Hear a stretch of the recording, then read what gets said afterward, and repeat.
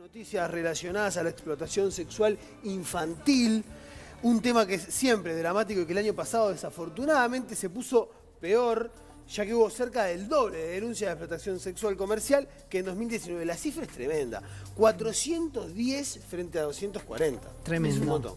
Se duplicó. Esto, según dijo nuestro entrevistado a Radio Uruguay, tiene que ver con que con la pandemia hubo una depreciación en la presencia del Estado, pero lamentablemente no es un problema que nace con el coronavirus ni terminará con la vacuna. Vamos a conversar sobre estos temas con Luis Purcher.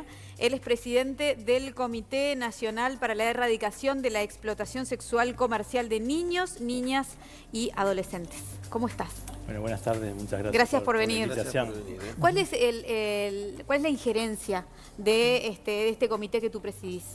Y CONAPES es una instancia intersectorial que integran diversos ministerios, la Universidad de la República, UNICEF, la Organización Internacional para las Migraciones, representantes de la sociedad civil, y que intenta generar genera un plan que intenta tener impacto sobre el problema. Es un plan quinquenal y ese es el encargo institucional, el gran encargo institucional que tenemos por decreto 385 del 2004. Luis, hay muchas noticias que tienen que ver, lo decíamos recién, ¿no? Con el tema, y no queremos perder ninguna, la verdad no queremos dejar afuera ninguna. Entonces te vamos a proponer una dinámica que tiene que ver con mostrarte un titular y que vos nos digas, o por lo menos nos des una visión, ¿no? De la situación. Del tema que vamos a tocar en cuestión. Con la intención de... pero con la intención de ponerlo sobre la mesa, más que nada, y poder hablarlo y no discutirlo, sino comentarlo. ¿Está? ¿Te parece? Juego. Bueno, vamos con el primero, chiquilinas, si a ustedes les parece, porque vamos a ver una placa de INAU en la diaria. Dice: investigación de INAU constata situaciones de explotación sexual comercial, trata y venta de sustancias psicoactivas en 33.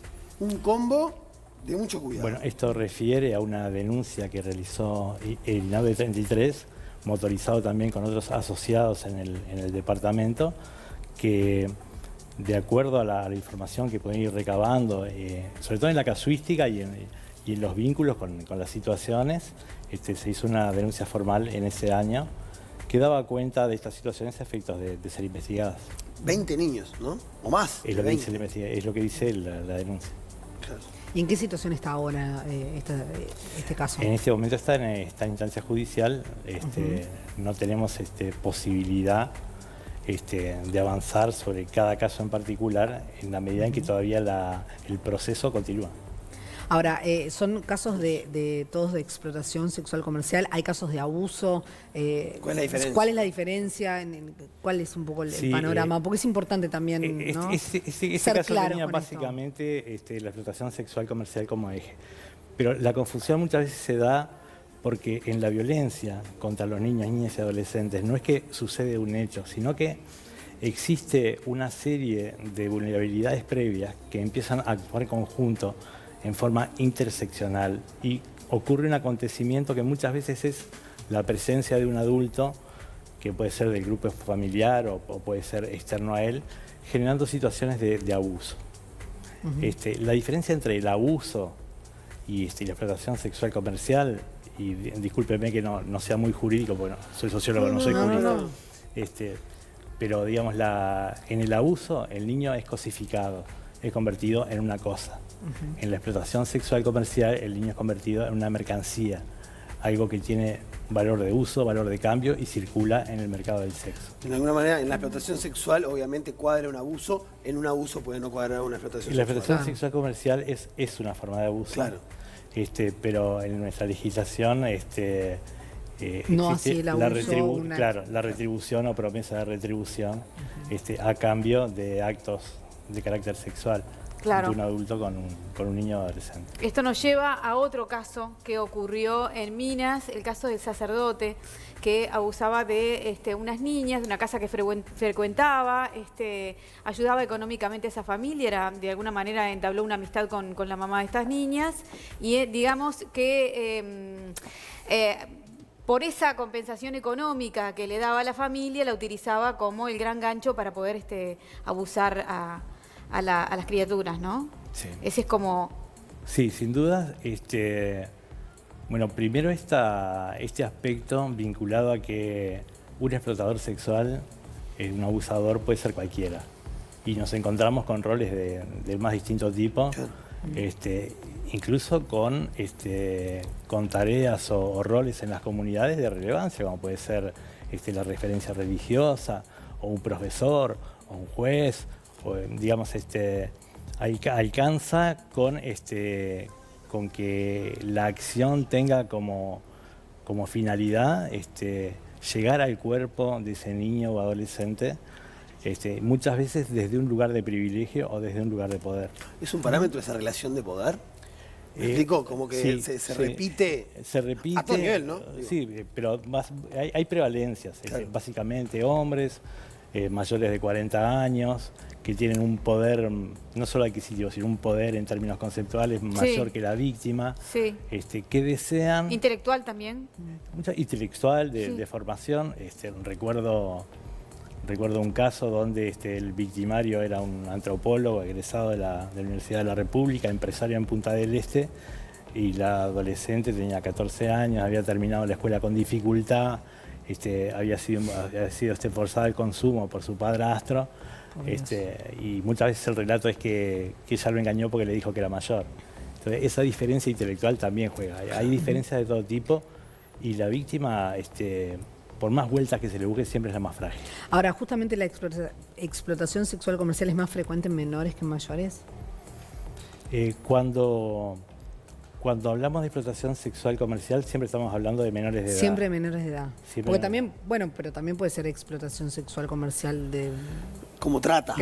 Como trata. Ahí estamos hablando de trata, Perfecto. que es otro tipo de violencia, es otro tipo de abuso. ¿Y Uruguay es un país de trata de blancas?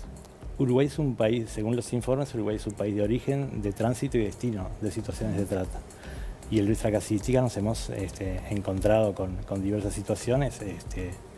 La última investigación que realizó El Paso con la Unión Europea desarrolla algunos casos que incluso tuvieron tratamiento judicial, donde contaba esta tipificación en cuanto a que las mujeres eran captadas, trasladadas y explotadas, tanto nacional como internacionalmente. Y es también una de las formas o de los métodos que tienen los explotadores para fragilizar a las adolescentes, alejándolas de sus centros de protección. Sí, incluso después se embarazan y también el tema de los niños. Sí. Paradójicamente el enamoramiento, el afecto está jugando como un enganche de la situación, y después de ese enamoramiento inicial o incluso de tener hijos con el explotador, se pasa a situaciones de amenaza, situaciones donde el miedo, que es un miedo real, porque a veces lo que está en juego es la vida o la muerte, y hasta dónde los niveles de sujeción juegan, así como también la comisión de pequeños delitos por parte de las víctimas, que son también factores para que el explotador sujete a esa persona a ir perdiendo su capacidad de elegir, su capacidad de escapar, la autonomía, su capacidad de denunciar, su capacidad de poder hablar del problema. Claro. Estaba haciendo memoria y creo que fue en la década de los 90 que hubo una cantidad de casos muy sonados de trata de blancas, de mujeres que se iban a Europa, que eran enviadas a Europa con promesas, un sinfín de promesas, ¿no? Y bueno, el huevo de la serpiente y en la puta vida fueron como dos formas distintas de contar. Pero después fue algo que después es como que, o no sé, o me da la impresión que en ese momento se expuso muchísimo y después bajó. Y la pregunta es, ¿bajó la cantidad de casos o bajó el interés de la sociedad en este tema que es quizás preocupante? Tiene que ver muchas veces con o siguió igual. En qué pone la mirada a la sociedad que está viviendo el problema. Si lo vive como un problema, o sea, no es que haya mejorado la situación. Si lo construye como un problema, o comienza a convivir con él. Digamos, uno de los puntos de ese caso de los 90 tenía que ver con Paysandú. Sí. Y Paysandú no para de darnos noticias en términos de explotación sexual comercial, lo que quiere decir es que ahí hay un germen de explotación que está está viviendo. Hay una explicación, me imagino que ustedes también trabajan mucho en territorio y deben estar también ahí, ¿no? Hay más de una explicación, pero sobre todo permanentemente tenemos que hacernos preguntas porque es un tema que cambia a una velocidad, con un ritmo, con una profundidad que es muy difícil seguir desde instituciones pensadas para dar cuenta de problemas de fines del siglo XIX, de principios del siglo XX. ¿La pobreza ayuda a que estas cosas pasen? La pobreza es una de esas vulnerabilidades. Yo iba a preguntar eso del perfil de la gurisa, porque son gurisas al final de cuentas. Digamos, claro. Y gurises. En términos sociológicos, digamos, nosotros vivimos en un sistema donde la pobreza se produce y se reproduce permanentemente. La pobreza es uno de los factores, pero también están otro aspecto que también es estructural y que tiene que ver con la cultura. Una cultura patriarcal, una cultura que se transmite de generación en generación y hace creer que el hombre puede apropiarse del cuerpo de los distintos, de los más chicos, de las mujeres, y disponer del cuerpo de todos ellos a cambio de dinero o simplemente a cambio de ejercicios de poder. Favores, claro. Bueno, otro caso que nos enteramos estos días sucedió en Colonia, ¿no? Este adolescente de 17 años que denunció que su medio hermano hace 10 años abusaba de él, ¿no? Ahí tenemos el otro titular. En pantalla el otro titular: conmoción en Colonia por el abuso sexual de un niño durante 10 años. El abusador, su medio hermano de la víctima, y la madre también está en la mira de la fiscalía. ¿Qué pasó acá? Las relaciones intrafamiliares muchas veces esconden relaciones de abuso. Algunas se explicitan, otras no. Y acá, digamos, esta continuidad del silencio, ¿no? El silencio como enemigo de poder ser libre. Y muchas veces se construye en la víctima esa sensación de culpa, de vergüenza, de miedo. De culpa en tanto a lo que hice, de vergüenza en tanto a lo que soy. Y el silencio o el miedo, porque cada una de estas explicitaciones o hacer público este hecho genera rupturas. Y sobre todo cuando un niño, un adolescente está sufriendo esta situación, tiene o convive con ese miedo, primero de pensar que él tiene la culpa, que él es así y por eso le pasa eso, claro. Y luego el miedo a romper eso que tiene como su primer vínculo afectivo. Bueno, llegamos al final de la dinámica, ¿no? No tenemos más placas. Quiero aprovechar de preguntarte porque en uno de los informes que elabora INAU se habla de una forma de atraer a adolescentes. Vos lo deslizaste recién en un momento, pero capaz que para entenderlo un poco mejor, al circuito de la trata mediante el engaño amoroso. ¿Qué es? ¿Cómo se cuadraría un engaño amoroso y qué significa? Hablábamos primero de estas interseccionalidades de vulnerabilidad, ¿no? O sea, cómo el sujeto, por distintos motivos, puede ser pobreza económica, puede ser soledad, puede ser problemas con los vínculos, situaciones de vínculo anterior en sus relaciones. Fracasados, digamos, que se sientan fracasados. Violentados claro. En su vida, digamos.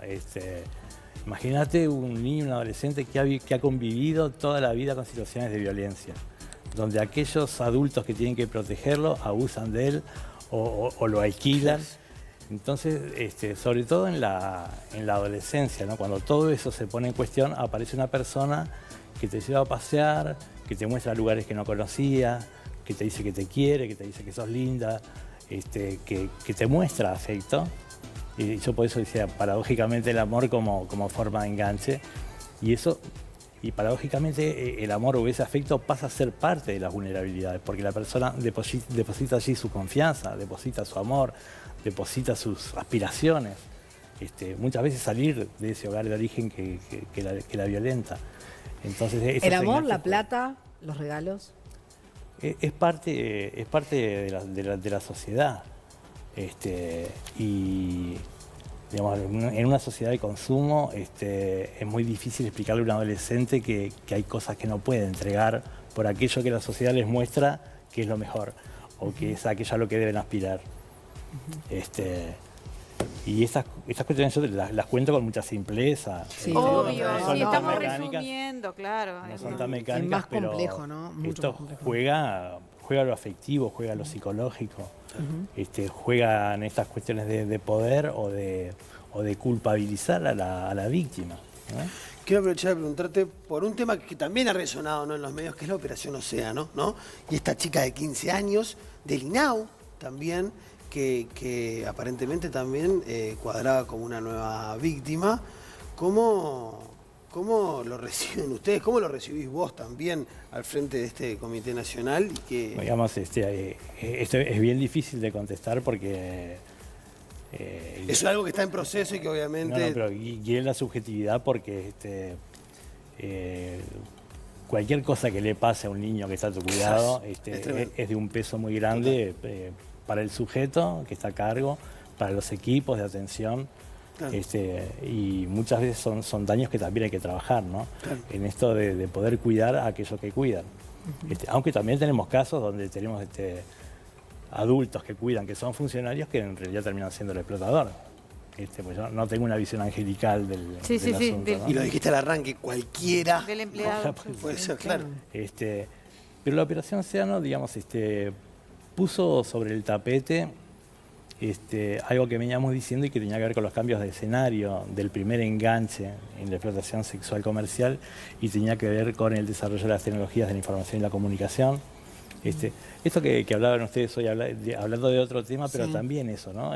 Cómo el mundo adulto se vincula con el mundo de las tecnologías de la información y la comunicación, y digamos, y cómo se utiliza como forma de enganche o de contacto, pero que como contrapartida es una forma que es mucho más visible, que deja huellas, que ya no deja que en una audiencia sea la palabra del explotador contra el explotado. Claro.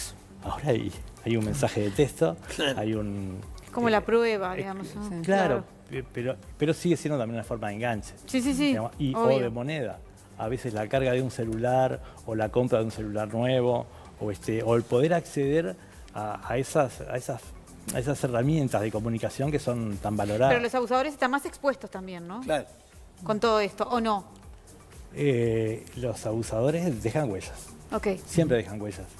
Es más difícil construir la prueba si solo lo que tenemos solamente es la palabra de uno contra otro, digamos, o los testimonios que se puedan volcar sobre un determinado caso. Luis, la del estribo, lo más cortito porque estamos con poco tiempo, pero me quedó ahí resonando, decíamos, cualquiera puede ser un abusador, ¿no? Y estábamos hablando también de los funcionarios que trabajan con niños, niñas y adolescentes. ¿Se les hace pericias? ¿Hay un control estricto cada tanto tiempo a las personas que están trabajando con estos niños?